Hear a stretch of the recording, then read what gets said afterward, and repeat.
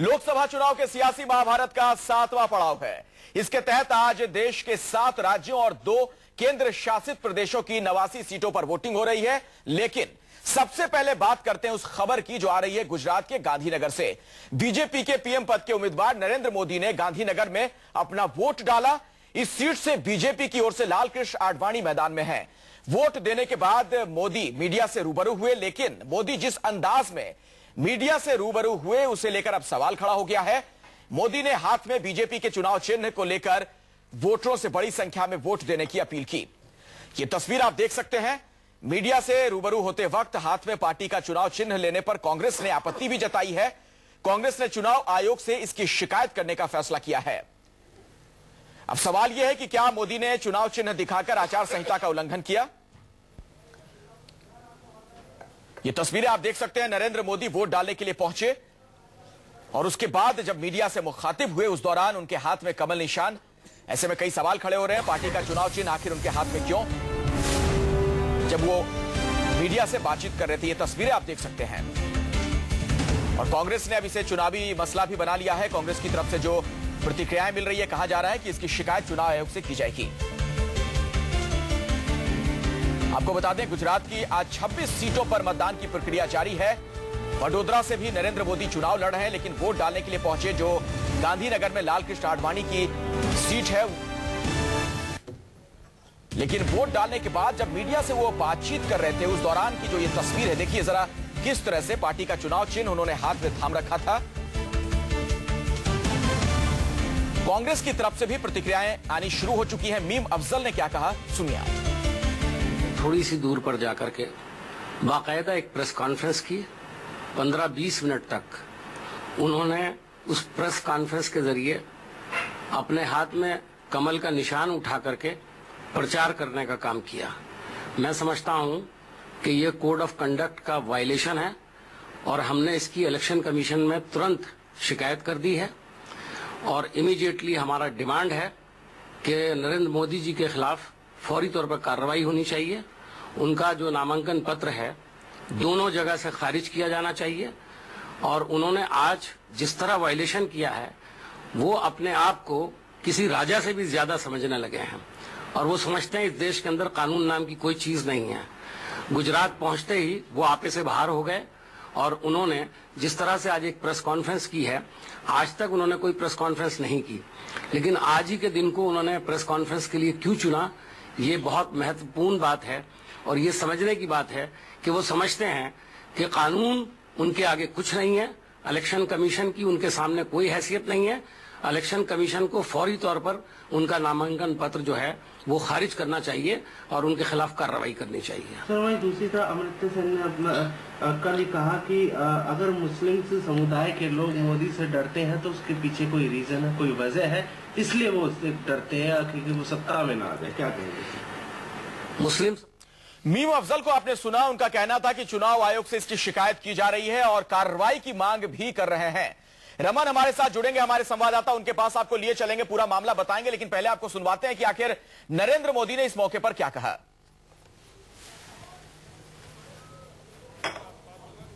14 के चुनाव आज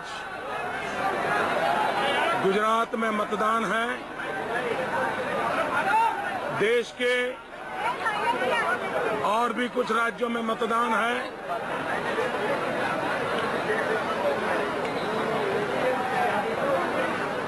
चुनाव ये लोकतंत्र का महापर्व होता है और लोकतंत्र के इस महापर्व में सभी नागरिकों ने उत्साह और उमंग के साथ सम्मिलित होकर के लोकतंत्र को मजबूत बनाना होता है। मैं विशेष रूप से गुजरात के मतदाताओं का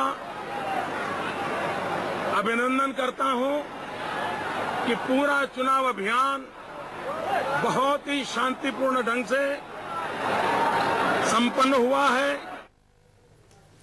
अपील तो कर रहे हैं नरेंद्र मोदी, लेकिन सवाल यह है कि हाथ में जो उनका चुनाव चिन्ह नजर आ रहा है, क्या यह चुनावी आचार संहिता का उल्लंघन है? हमारे साथ केसी मित्तल जुड़ गए इस वक्त, कांग्रेस के लीगल सेल के आप हेड हैं। केसी मित्तल साहब, क्या आपत्ति आप लोगों की? देखिए, दोनों चीजें, चुनाव चिन्ह दिखाना, डिस्प्ले करना, वो भी वर्जित है कानून में शाम के 6 बजे तक। और दूसरा जो उनका भाषण है वहां पर, वो सरेआम कैंपेन कर रहे हैं अपना, और जो भाषण दे रहे हैं वो भाषण भी आप नहीं दे सकते हैं। आप किसी भी तरीके से शाम के 6 बजे तक कैंपेन नहीं कर सकते हैं। दोनों तरीके से, दोनों जगह उन्होंने जी कैंपेन किया है, डिस्प्ले करके और अपने मुंह से कह के, और लोगों को बताना, कहना, चैनल पे सारा जगह ये चल रहा है। जी जी, ये बीजेपी का कैंपेन है, जो कि सेक्शन 126 आरटी एक्ट में जुर्म है, उसके तहत इनके खिलाफ FIR दर्ज होनी चाहिए। आप लोगों का अगला कदम क्या होगा केसी मित्तल साहब? अगला कदम अभी हम एक SMS इलेक्शन कमीशन को कर चुके हैं कि इन्होंने, नरेंद्र मोदी ये कर रहे हैं वहां पर गुजरात में गांधीनगर में, तो इसके खिलाफ उनके कार्रवाई की जाए। और अभी हम एक डिटेल कंप्लेंट भी दोनों की भेज रहे हैं कि इनके खिलाफ FIR भी की जाए और इनको आगे कहीं जाने से भी रोका जाए। चलिए, क्योंकि आप जहां भी जाएंगे वहीं जाके कैंपेन करेंगे इसी तरीके से, जो अलाउड नहीं है। चलिए, बहुत बहुत शुक्रिया केसी मित्तल इस बातचीत के लिए। कांग्रेस के लीगल सेल के हेड हैं, उनकी प्रतिक्रिया आप सुन रहे थे। हमारे साथ भूपेंद्र सिंह हमारे संवाददाता भी जुड़ रहे हैं। अमित शाह इसी पर कुछ प्रतिक्रिया जाहिर कर रहे हैं, पहले वो सुनवाते हैं आपको।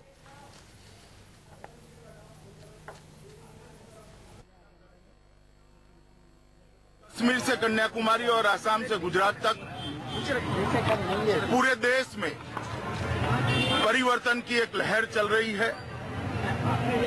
देश की जनता सुशासन चाहती है।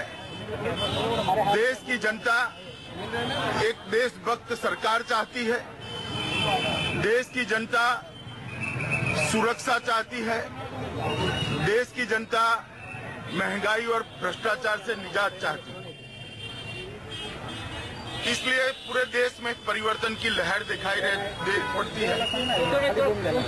देश के कई प्रांतों का मेरा दौरा हुआ है और विशेषकर उत्तर प्रदेश में और गुजरात में मानो भारतीय जनता पार्टी के प्रति एक बड़ी लहर का एहसास होता है। तो एक बार फिर से भारतीय जनता पार्टी के नेता उसी लहर का जिक्र करते हुए, जिसका हवाला लगातार बीजेपी के नेता दे रहे हैं। हमारे साथ बातचीत करने के लिए स्टूडियो में भी कई खास मेहमान हैं, उनसे भी हम बातचीत करेंगे। प्रदीप सिंह जी हमारे साथ जुड़ चुके हैं, विनोद शर्मा जी हमारे साथ मौजूद हैं, आनंद प्रधान साहब हमारे साथ जुड़ चुके हैं, वरिष्ठ पत्रकार। तीनों से हम कमेंट लेंगे इस पूरे मामले में, लेकिन पहले आपको लिए चलते हैं अहमदाबाद। भूपेंद्र सिंह हमारे संवाददाता भी हमारे साथ बने हुए। भूपेंद्र, क्या भारतीय जनता पार्टी की तरफ से इस पर कुछ कहा गया है?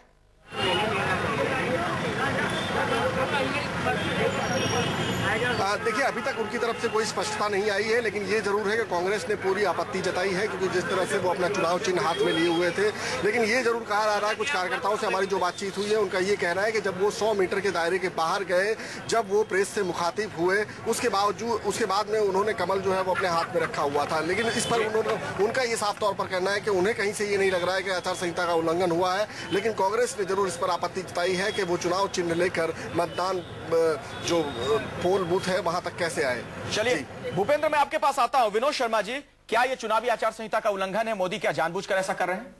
इसके लिए तो हमें इंतजार करना पड़ेगा इलेक्शन कमीशन का, लेकिन मैं ये समझता हूं कि ये तीसरी बार भारतीय जनता पार्टी के द्वारा ये उल्लंघन हुआ है। पहला उन्होंने उल्लंघन किया था जब मैनिफेस्टो रिलीज किया था और नॉर्थ ईस्ट में चुनाव जिस दिन हो रहे थे उस दिन उन्होंने केंद्र में अपना मैनिफेस्टो रिलीज किया जी। उसके बाद जब 118 करोड़ लोग 117 सीट के लिए देश भर में मतदान कर रहे थे, तो नरेंद्र मोदी ने अपना नामांकन भरने का उस दिन का समय चुना बनारस में, ताकि 3-4 घंटे 5 घंटे उन्हीं पे केंद्रित रहे पूरी मीडिया की नजर। और उस दौरान बदकिस्मती से मीडिया चैनल्स ने, और हम लोगों की भी गलती है, कि वो जो लोग, जो जनता जनार्दन होती है लोकतंत्र में, तो जनार्दन तो कोई नजर ही नहीं आ रहा था। कि वो जो लाइनें लगा के खड़े थे, वो 3-4 घंटे जो उनका नॉमिनेशन फाइल हो रहा था, उस दौरान कोई पिक्चर्स, मूविंग पिक्चर्स नहीं दिखाई जा रही थी, सिर्फ उन्हीं की दिखाई जा रही थी। अच्छा। तो मैं उसको भी मैं समझता हूं कि ये जो हमारा मॉडल कोड ऑफ कंडक्ट है, जी जी, ये इतना मैं समझता हूं कि आर्केक है, पुराना है, कि जो आजकल का मीडिया है और जो नई डेवलपमेंट्स हुई हैं उनसे निपटने में बिल्कुल सक्षम नहीं है ये मॉडल कोड ऑफ कंडक्ट। अच्छा, और उसी के चलते आज के दिन इलेक्शन कमीशन ऐसा लग रहा है जैसे कि प्रेस काउंसिल ऑफ इंडिया है। लेकिन एक सवाल है, बुनियादी सवाल है, प्रदीप सिंह जी आपसे समझना चाहूंगा, इससे क्या वाकई जनमानस प्रभावित होता है? इतना है जो हाई तौबा है इसे लेकर कांग्रेस की तरफ से जो प्रतिक्रियाएं आ रही हैं। नहीं, देखिए, नरेंद्र मोदी जो कर रहे हैं एक अपनी स्ट्रेटेजी के तहत कर रहे हैं। ये सही बात है, जिस दिन उन्होंने नॉमिनेशन किया उस दिन पोलिंग हो रही थी, लेकिन सवाल यह है कि 24/7 मीडिया के जमाने में क्या आप ये तय करेंगे कि जिस दिन पोलिंग है उस दिन देश में कहीं चुनाव प्रचार नहीं होगा, जिन जगहों पर पोलिंग नहीं है? जी। क्या ऐसा संभव है? इलेक्शन कमीशन चाहे तो भी नहीं रोक सकता है। जी। मैनिफेस्टो वाली बात जो है उसमें इलेक्शन कमीशन की कोई गलती नहीं। इलेक्शन कमीशन ने साफ साफ निर्देश दिया था कि मीडिया में इसका प्रसारण नहीं होगा, पार्टी अपना मैनिफेस्टो रिलीज करना चाहे तो कर सकती है। अब ये गलती इलेक्शन कमीशन की नहीं, मीडिया की है कि उसका प्रसारण हुआ। बिल्कुल, इस क्यों हुआ वो अलग की जरूरत है। लेकिन प्रधान जी, मैं आपके पास आता हूं, लेकिन अपने दर्शकों को जरा रायबरेली लिए चलते हैं। अशोक तिवारी हमारे साथ, हमारे संवाददाता वहां से जुड़ गए। अशोक, किस तरह से वहां भीड़ भाड़ नजर आ रही है मतदान केंद्र के आसपास? देखिए अखिलेश, मैं आपको बताऊं कि अब मतदान केंद्रों पर भीड़ काफी देखी जा सकती है। लगातार जो मतदाता हैं वो घरों से बाहर आ रहे हैं, मतदान कर रहे हैं। अभी कुछ देर पहले इस पोलिंग बूथ